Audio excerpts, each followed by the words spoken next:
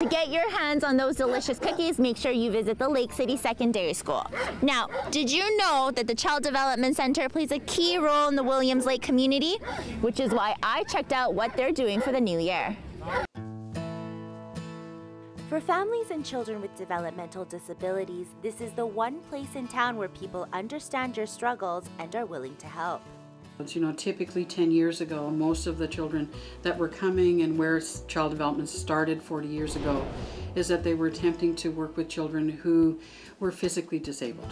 What we're discovering is that there's other kinds of things happening in the lives of children around attachment, around social and emotional development. So part of what we want to look at is that by broadening that definition, what we're able to do is be able to provide those services that a child can be successful. This new year, the Child Development Center in Williams Lake will be celebrating their 40th birthday, and in light of that, have decided to work on becoming a one-stop location for those in need. We really have looked at every square inch and have said, can we use every square inch, and how can we convert space so that it has a variety of functions and that it can be used by a variety of staff. What's happened is that even though we have 12,000 square feet, we are absolutely out of space.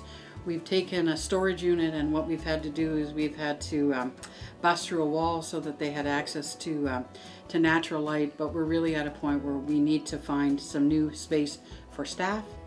We need to find some new space for the doctors that are coming in and using our facility on a temporary basis, and we also need to find some new treatment space. But the project came with its own challenges. We had a flash flood in Williams Lake, and we had water pouring. We have 7 small toilets, right? They're only about a foot above the ground.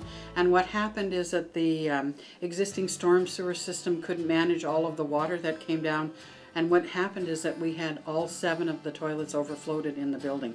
The center had to replace the entire damaged section, but remnants of the old flooring can still be seen in some places of the building.